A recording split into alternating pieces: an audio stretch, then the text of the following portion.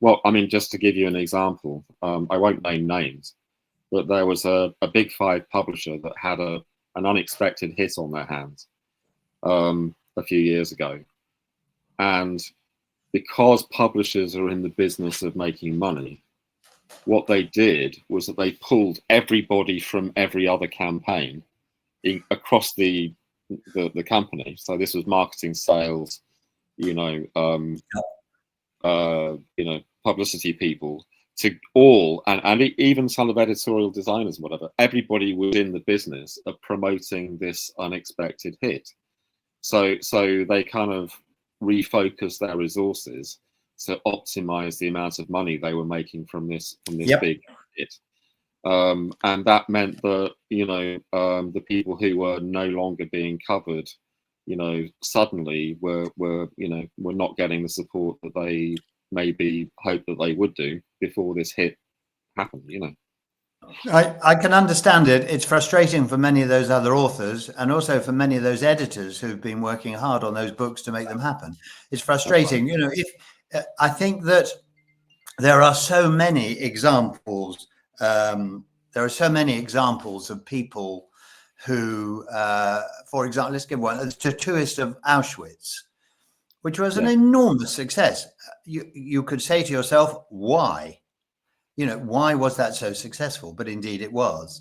If you look at going far back to J.K. Rowling, why was that so successful, and why did so many people turn it down? There are so many stories of things that sort of creep out of nowhere and become successful. And then, of course, as a business, if you're a publisher, what you've got to understand is that they've got to make money to pay those salaries. So you've got to get out there and bleed it for every penny you can get. But I do feel sorry, which is why companies like Midas became even more important, because that meant that all those authors often were looking for help.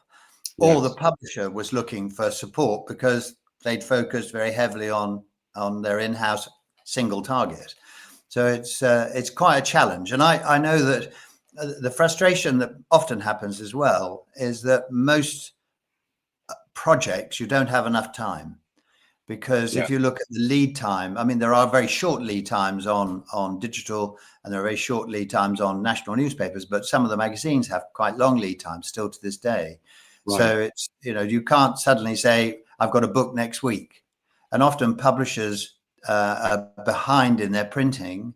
So you end up being only able to show that finished product very close to the wire. So it's, you can, I think just a good example, if you can get the publisher, the author, and the PR company to work in harmony, and that could be in-house as well as outside PR, you stand a much better chance of success, because everybody's working off the same hymn sheet. Everybody's got the same. It has to be something that is saleable.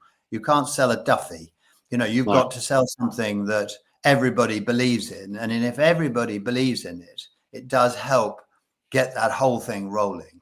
And we've done that on a number of projects that have started pretty much from zero, but because everybody worked on it, and I don't mean to the exclusion of other things, but everybody pulled together and made the most of it to help the sales department, to help the bookshops, then you can create success as long as the product's good. Because if it doesn't work, people will say, well, why the hell did you push this? Yeah, totally. And